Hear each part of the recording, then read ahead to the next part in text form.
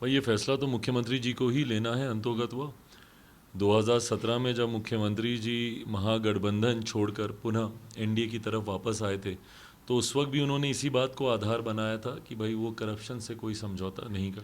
मुख्यमंत्री जी से मुलाकात करना इतना आसान किसी के लिए भी नहीं रहा। मैं अपनी बात नहीं, किसी के लिए भी नहीं रहा। और उनके पार्टी के नेता, कार्यकर्ता, सांसद, विधायकों के लिए भी ये कभी आसान नहीं रहा। ऐसे में जब मुख्यमंत्री 1-to-1 सबको बुला बुला कर जब मुलाकात करते हैं, तो यकीनन ये एक अनयूजुअल परिस्थिति है। मैं ये नहीं पता कि उनको चुनाव लड़ने का मौका मिलेगा नहीं मिलेगा, क्योंकि महागठबंधन में भीड़ इतनी है और इतने ज़्यादा घटक दल हैं, और वो हर कोई अपनी अपनी दावेदारी, मजबूत दावेदारी लोकसभा की, विधानसभा की सीटों पे पेश कर रहा है।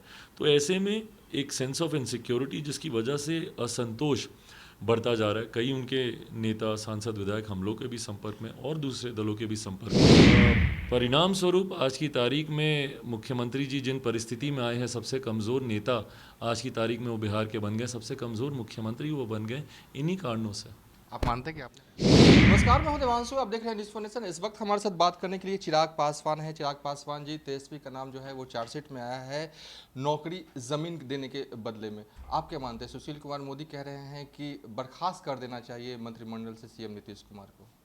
भाई ये फैसला तो मुख्यमंत्री जी को ही लेना है। अंतोगत वो 2017 में जब मुख्यमंत्री जी महागठबंधन छोड़कर पुनः एनडीए की तरफ वापस आए थे, तो उस वक्त भी उन्होंने इसी बात को आधार बनाया था कि भाई वो करप्शन से कोई समझौता नहीं करते। इस बार भी मुख्यमंत्री जी को ही बताना है कि क्या वो करप्शन से समझौता करेंगे या नहीं करेंगे, फैसला उन्हीं को ही लेना है। लेकिन आपको लगता क्या कि होना क्या चाहिए? भाई जो जिनको डिसीजन लेना है, मेरे अधिकार क्षेत्र से बाहर की बात है ये। क्या होना चाहिए, नहीं होना चाहिए, मुख्यमंत्री जी अपनी आइडियोलॉजी से कितना समझौता करते हैं या नहीं करते हैं, ये वही बेहतर बता पाएंगे। नीतीश कुमार लगातार अपने पार्टी के विधायक और सांसदों से मिल रहे हैं, इसको कैसे ले रहे हैं? आप भी मिलना चाहते थे कई बार, लेकिन मिल नहीं पाते हैं। मुख्यमंत्री जी से मुलाकात करना इतना आसान किसी के लिए भी नहीं रहा। मैं अपनी बात नहीं, किसी के लिए भी नहीं रहा। और उनके पार्टी के नेता, कार्यकर्ता, सांसद, विधायकों के लिए भी ये कभी आसान नहीं रहा। ऐसे में जब मुख्यमंत्री 1-to-1 सबको बुला बुला कर जब मुलाकात करते हैं, तो यकीनन ये एक अनयूजुअल परिस्थिति है। और जब ऐसी परिस्थितियां उत्पन्न होती हैं, तो कई उसके मायने निकाले जाते हैं। और ये हकीकत है कि उनकी पार्टी में एक बड़ा असंतोष है। जो नेता, जो सांसद, जो विधायक आज की तारीख में उनकी पार्टी से जीत कर आए हैं, वो उस वक्त के महागठबंधन के सामने ही जीत कर आए। जो सांसद हैं वो 2019 में उस वक्त के महागठबंधन के नेताओं को हरा कर आए। जो विधायक 2020 में जीत कर आए, वो उस वक्त के महागठबंधन के प्रत्याशियों को हरा कर आए। तो ऐसे में एक सेंस ऑफ इनसिक्योरिटी है उनके विधायक, सांसदों में, जिनको आज की तारीख में ये नहीं पता कि उनको चुनाव लड़ने का मौका मिलेगा नहीं मिलेगा, क्योंकि महागठबंधन में भीड़ इतनी है और इतने ज़्यादा घटक दल हैं, और वो हर कोई अपनी अपनी दावेदारी, मजबूत दावेदारी लोकसभा की, विधानसभा की सीटों पे पेश कर रहा है। तो ऐसे में एक सेंस ऑफ इनसिक्योरिटी, जिसकी वजह से असंतोष बढ़ता जा रहा है। कई उनके नेता, सांसद, विधायक हम लोग के भी संपर्क में और दूसरे दलों के भी संपर्क में हैं। और आने वाले दिनों में परिणाम स्वरूप, इस असंतोष के परिणाम स्वरूप पार्टी में एक जल्द बहुत बड़ी टूट होने वाली है। एक पुराना सवाल है, कांत ने नीतीश कुमार पर एक पुस्तक लिखी, कल विमोचन हुआ। उस पुस्तक में भी आपका जिक्र है और कहा जा रहा है कि साजिशन आपने मतलब कैंडिडेट उतारे, उस बात का जिक्र कर रहे हैं उस किताब में विस्तार से। खैर बहरहाल वो किताब मैंने पढ़ी नहीं, मेरे पास है ज़रूर, पर मैंने अभी तक उसको पढ़ा नहीं। किताब आपने तुरंत मंगवा ली।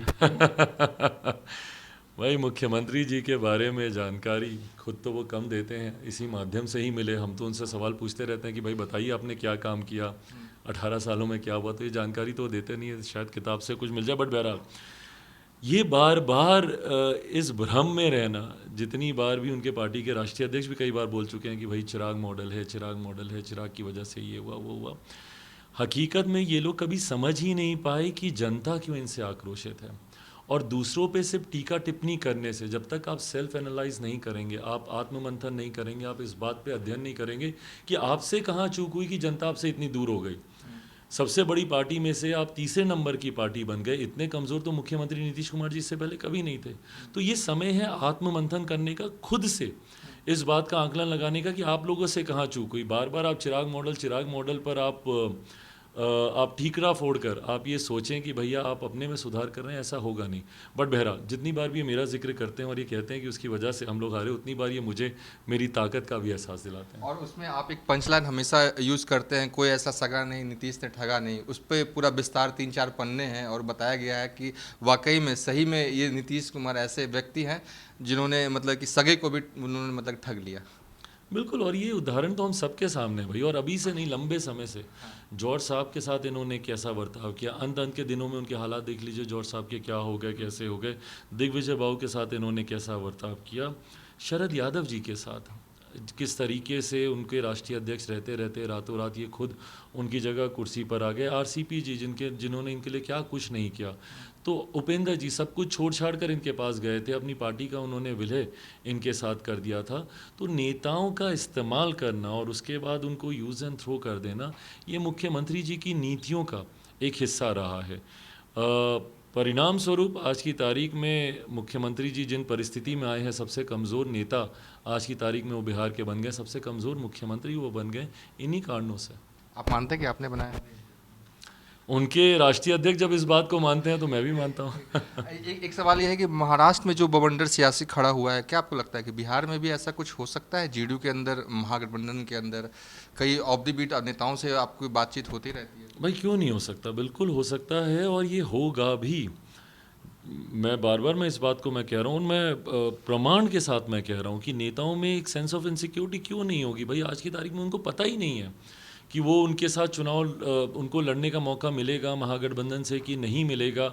आपने तो ऊपर से गठबंधन कर लिया, बट नीचे जो लोग सही मायनों में आपके लिए लड़ते हैं, आपके लिए झगड़ते हैं, उनके बीच में तालमेल बैठा कि नहीं बैठा।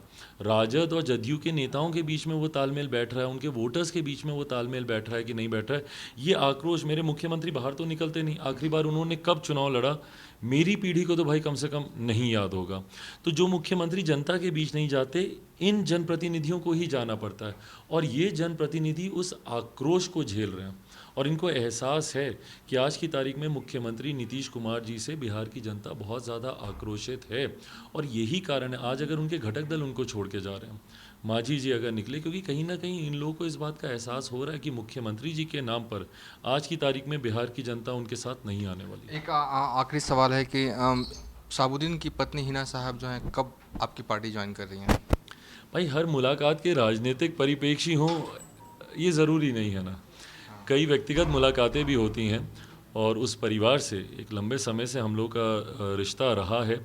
उनके यहाँ कुछ कार्यक्रम थे, निकाह थे, जिसमें मैं शरीक नहीं हो पाया था, और उसी वक्त मैंने उनसे कहा था कि जब मैं जाऊँगा सिवान तो आपसे मिलने ज़रूर आऊँगा। पीछे भी 1-2 बार मैं गया, पर उस वक्त समय के अभाव की वजह से मुलाकात नहीं हो पाई। तो ये मुलाकात सिर्फ व्यक्तिगत पारिवारिक उद्देश्य से ही थी। अगर आना चाहेंगे तो वेलकम रहेगा आपकी तरफ से। भाई ये सब चर्चाएं जब होंगी तब इस पे जवाब दिया। चलिए, ये थे चिराग पासवान। फिलहाल अभी तक के लिए इतना ही। आप देखते रहिए न्यूज़ फॉर नेशन।